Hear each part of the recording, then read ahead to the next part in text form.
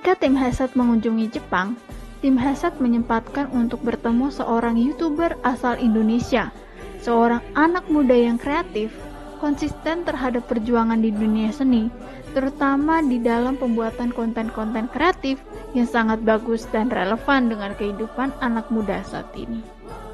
Kami sempat mewawancarai beliau dengan suasana santai, kekeluargaan, dan akrab. Dialah Mas Rizal. Dia seorang musisi sebagai penyanyi, pencipta lagu, aransemen, dan lain-lain. Terutama di dalam penciptaan lagu dengan bahasa Indonesia, Jepang, dan Jawa. Hal ini bisa kita saksikan dari karya-karyanya dalam bentuk video klip yang sudah diproduksinya di YouTube channelnya. Dalam konten yang beliau buat, bukan saja lagu-lagu yang ditampilkan, tetapi ada beberapa wawancara anak-anak muda Jepang yang sangat menginspiratif dan mempunyai nilai-nilai edukasi. Untuk melihat hasil-hasil konten yang beliau buat, mari kita tonton video beliau sebagai berikut. Tapi mengapa hanya aku yang dimarahi?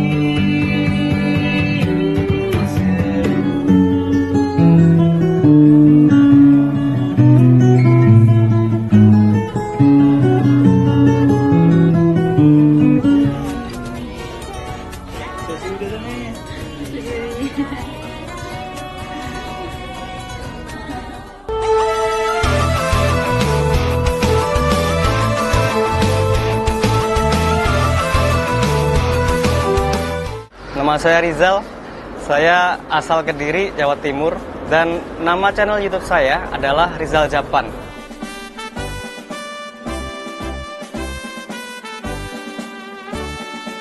Oke, untuk awal kenapa aku bikin vlog di Jepang adalah untuk membuat kenang-kenangan ya. Mumpung di Jepang, apa yang ingin aku lakukan, aku kerjakan sambil aku bikin kenangannya agar di masa tua nanti akunya bisa melihat, oh ini perjalanan saya kayak gini gitu. Seperti itu.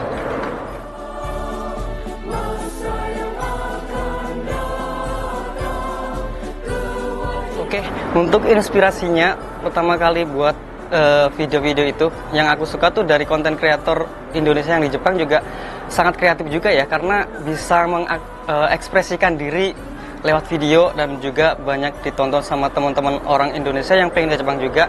Seperti itu, kayak aku jadi termotivasi untuk membuatnya juga gitu. Seperti itu.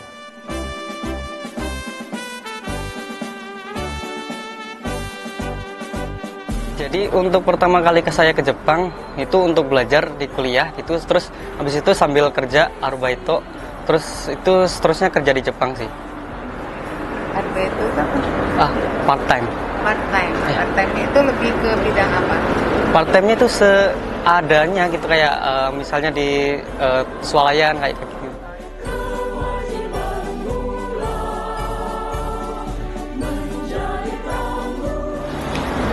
Oke, awalnya di YouTube saya untuk bikin kenang-kenangan, tapi setelah dengan sambil berjalannya waktu, aku menemukan kayak, oh ini kayaknya ada peluang juga nih diusahain gitu, di bisnis atau semacamnya. Dan juga sambil ini aku jalankan dengan hobi, karena asik juga untuk dikerjain gitu.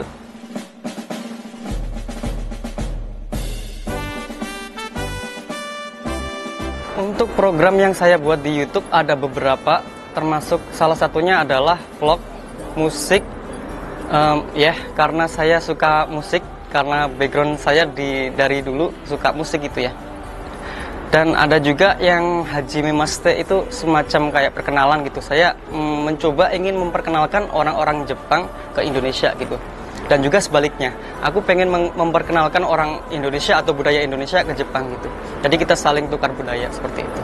Dan juga ada lagi saya bikin acara semacam pod cafe gitu ya, kayak podcast tapi di cafe gitu, sambil santai, sambil ngobrol dan sebagainya. Seperti itu.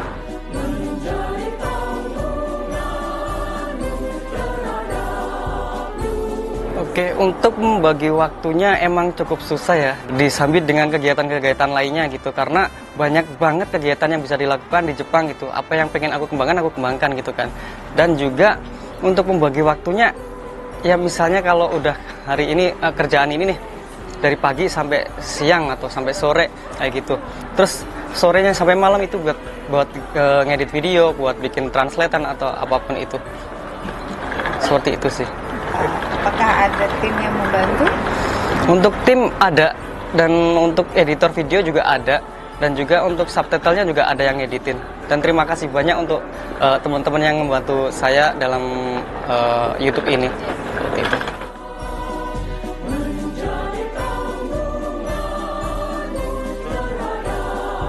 Oke, untuk alasan kenapa kok saya memilih Jepang adalah karena budaya Jepang saya suka banget sih. Dan juga orang-orang Jepang yang aku kenal tuh ramah-ramah banget, semuanya friendly. Dan apa ya, aku ingin belajar banyak dari Jepang tentang kedisiplinannya, tentang tepat waktunya. Dan aku pengen mengaplikasikannya ke Indonesia sih, untuk lingkup kecilnya mungkin di kota aku tinggal dulu deh, seperti itu. Dan kayak budaya kerjanya seperti itu, etos kerjanya juga menurut aku keren banget Jepang itu. Jadi aku pengen membawa itu ke Indonesia gitu sih. Seperti itu.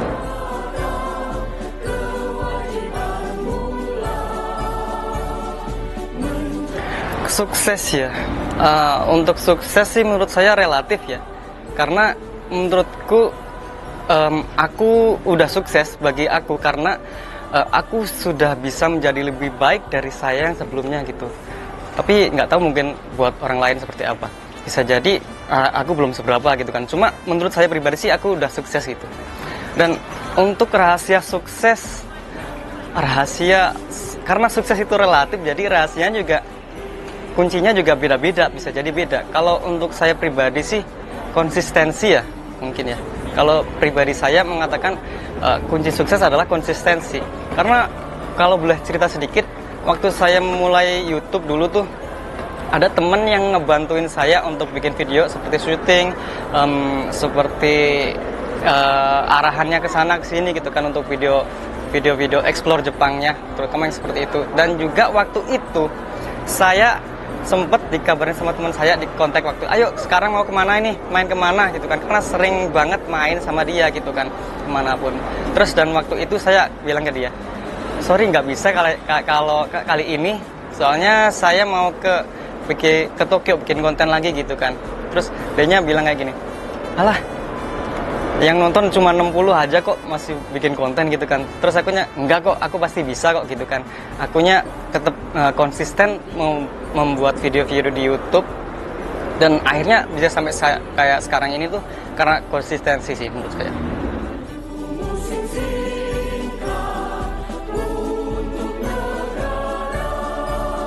Oke, untuk visi kedepannya tentunya saya di dunia digital ini saya pengen ngembangin RJ Entertainment ini ya sejauh yang saya bisa. Untuk sementara ini mungkin ke Indonesia dulu, seluruh Indonesia, dan juga kedepannya dalam 5 tahun ke depan mungkin akan bisa ke global ya, ke kancah dunia seperti itu. Rencana terdekat ada yang ingin dicapai? Rencana terdekat untuk di YouTube ini, YouTube aku ada untuk kemarin sudah ada bicara sama teman-teman aku yang model ataupun aktornya gitu kan.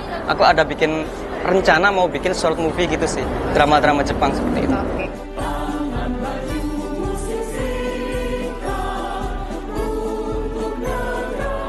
Seberapa sering pulang ke Indonesia?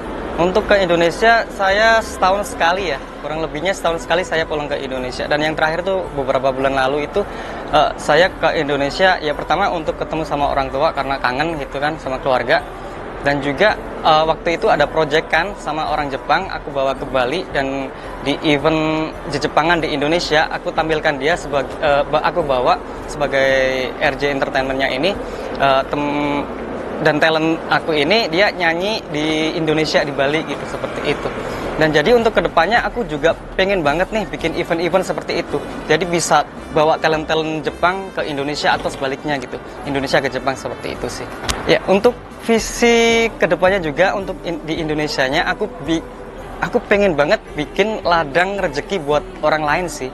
Untuk orang Indonesia aku pengen bikin semacam kayak project-project di Indonesia gitulah, biar bisa jadi ladang rezekinya teman-teman di Indonesia, ataupun juga sebaliknya di Jepang pun aku bisa ngajak talent-talent dan teman-teman aku yang ada di Jepang biar bisa jadi ladang mereka gitu, ladang rezeki untuk mereka juga gitu, seperti itu.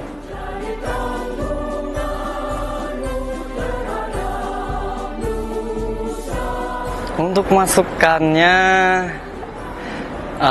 mungkin aku belum ada di level untuk ngasih masukan, tapi aku pengen nyampaikan ke diri saya di 5 tahun lalu ya, waktu aku untuk memulai di dunia digital ini. Kalau kamu, untuk diriku yang 5 tahun lalu yang lagi berjuang, kalau kamu suka, lakuin aja, lanjutin. Kalau kamu bahagia dengan ngelakuin itu, lakuin aja, lanjutin gitu. Karena kamu nggak akan pernah tahu kedepannya kamu akan ketemu sama siapa, kamu akan menjadi siapa, dan perjalanan ini tuh mau bawa kamu kemana itu kita nggak akan pernah tahu. So, lanjutin aja kalau kamunya bahagia di situ, lanjutin aja kalau kamu suka di situ.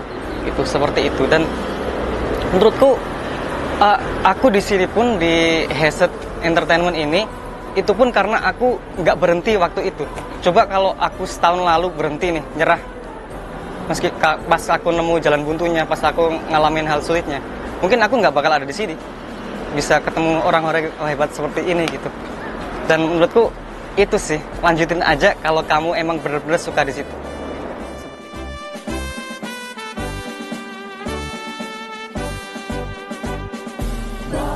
Hitokoto desu ne. Nanka minna no tomodachi, hontou ni arigatou. なんか受けてくれてもありがとう。本当になんかいろんなことも勉強してって、なんか教えてくれて、なんか文化も教えてくれて本当にありがとう。で、なんか今まではお世話になって、それも本当にありがとう。なんか日本で知らないこと、わからないこともいっぱいあるから。それも教えてくれてありがとう。本当にありがとう。今まであなたたちがいないとどうなるか分からないから本当にありがとう。それでまた遊ぼう、また会おう、いつまでもありがとう。 Oke, contoh kita ya Mina. Oke. 他の誰かになりたいとかそんなくだらないとこ絶対思わないよ。お前ら趣味じゃないからな。誰かのせいに自分の夢がいけんな。自分をよく見ろ。不安を飼いならしていいか、お前らにできることはたくさんある。でも自分の目にかかっているのですよ。自慢したいことは何なのか、それがきっと明日から自分の役割です。よろしくお願いします。応援